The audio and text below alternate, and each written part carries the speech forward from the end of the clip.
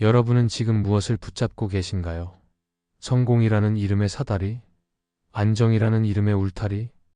아니면 그저 익숙함이라는 이름의 안전한 감옥?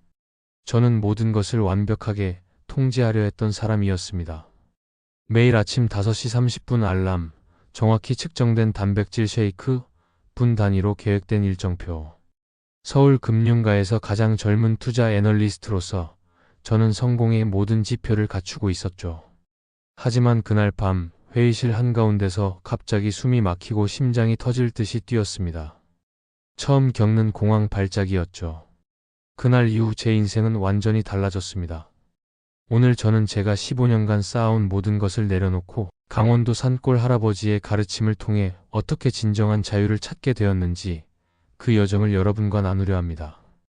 이 이야기가 지금 무언가를 애써 붙잡고 계신 분들께 작은 용기가 되길 바랍니다.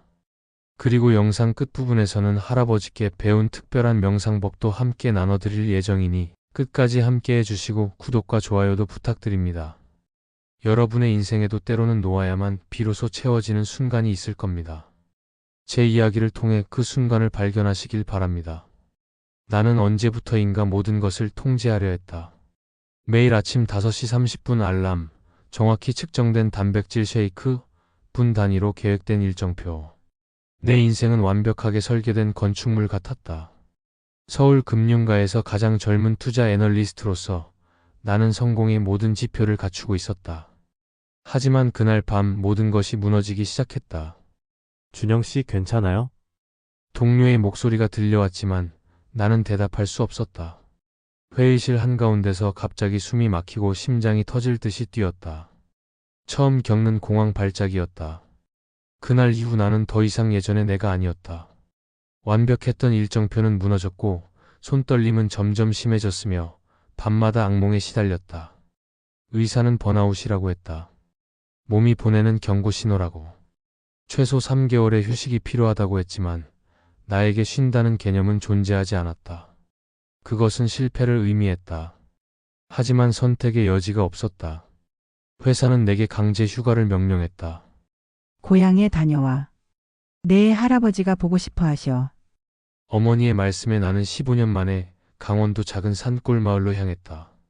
서울의 빌딩 숲에서 벗어나 산과 강이 만나는 그곳으로. 할아버지는 내가 어릴 적 기억하던 그대로였다. 구부정한 허리, 깊은 주름, 그리고 따뜻한 미소.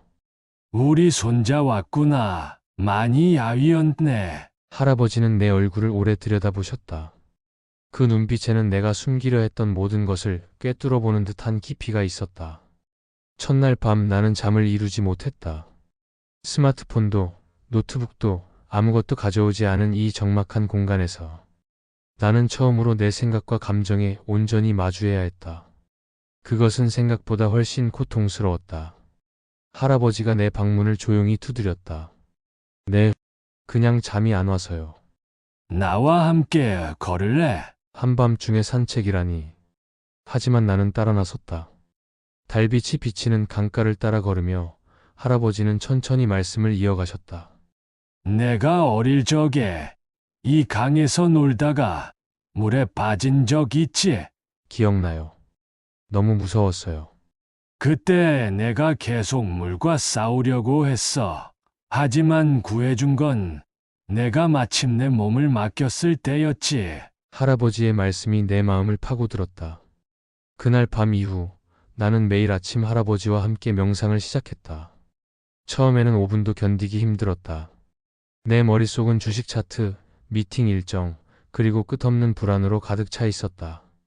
내 생각을 억누르려 하지 마라. 그저 바라보기만 해. 할아버지의 가르침은 단순했지만 실천하기는 어려웠다.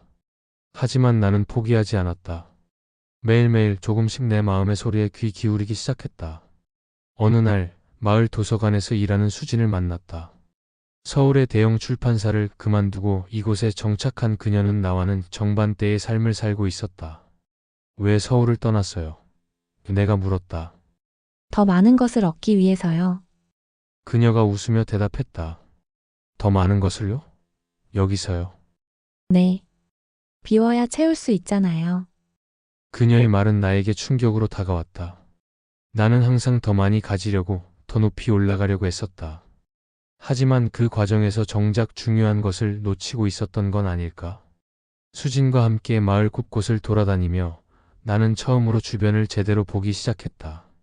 봄에 피어나는 꽃들, 여름의 푸른 산, 가을의 붉은 단풍, 그리고 겨울의 하얀 눈. 계절은 끊임없이 변하고 있었고 그 변화 속에서도 자연은 자신의 리듬을 잃지 않았다. 할아버지, 왜 사람들은 변화를 두려워할까요? 어느 날 나는 물었다. 변화는 불확실성을 의미하니까 사람들은 자신이 통제할 수 없는 것을 두려워하지. 하지만 삶은 본래 통제할 수 없는 것이란다. 할아버지의 말씀은 내 마음에 깊이 새겨졌다. 나는 그동안 얼마나 많은 것을 통제하려 했던가. 내 감정, 내 시간, 내 미래까지. 하지만 그 모든 노력이 결국 나를 무너뜨렸다.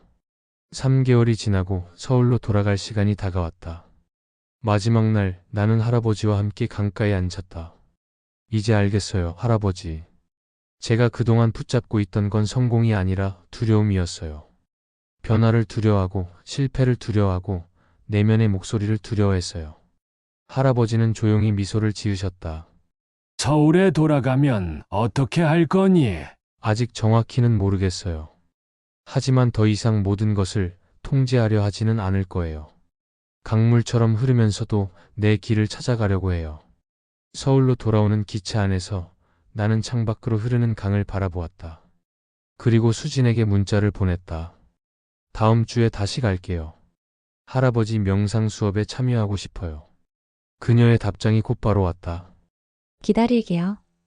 그리고 출판 아이디어 얘기하고 싶은 것도 있어요. 나는 미소를 지었다.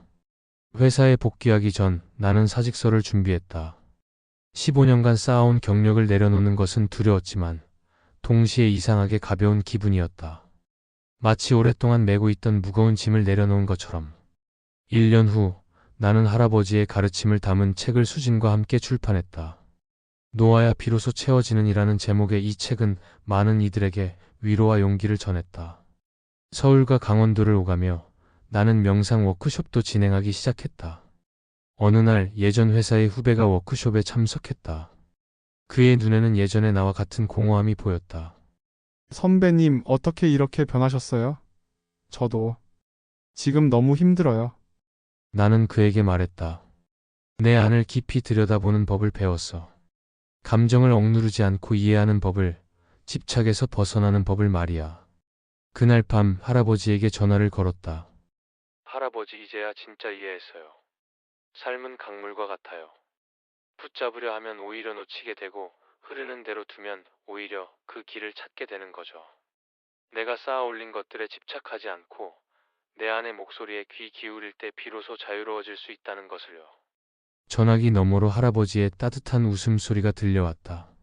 창밖으로는 보름달이 강물 위에 반사되어 반짝이고 있었다. 모든 것은 변하고 흘러간다. 그리고 그 흐름 속에서 나는 비로소 나 자신을 찾아가고 있었다. 여러분, 방금 들으신 제 이야기는 단순한 소설이 아닌 제 삶의 여정이었습니다. 어쩌면 우리 모두는 저마다의 강을 건너기 위해 필사적으로 만든 작은 뗏목을 붙잡고 있는지도 모르겠습니다. 그 뗏목은 한때 우리에게 안전함을 주었지만 이제는 오히려 더 무거운 짐이 되어버린 것들일 수도 있죠. 학벌, 경력, 지위 또는 오래된 신념. 강을 건넜다면 이제 그 뗏목을 내려놓을 용기가 필요합니다. 저는 할아버지께 배웠습니다. 비워야 채울 수 있고 놓아야 비로소 자유로워질 수 있다는 것을요. 15년간 쌓아온 경력을 내려놓는 것이 두려웠지만 그렇게 했을 때 비로소 진정한 제 자신을 발견할 수 있었습니다. 여러분의 삶에도 내려놓기 힘든 무언가가 있으신가요? 변화를 두려워하며 붙잡고 있는 뗏목이 있으신가요? 댓글로 여러분의 이야기를 나눠주세요. 서로의 경험이 누군가에겐 용기가 될 수 있으니까요. 이 영상이 조금이나마 여러분께 위로와 용기를 드릴 수 있었다면 좋아요와 구독 버튼을 눌러주시면 감사하겠습니다. 여러분의 응원은 제가 더 많은 이야기를 나눌 수 있는 힘이 됩니다. 오늘도 이 강물처럼 여러분의 삶이 자연스럽게 흘러갈 수 있기를 바랍니다. 지금까지 강원도 산골 청년 김준영이었습니다. 감사합니다.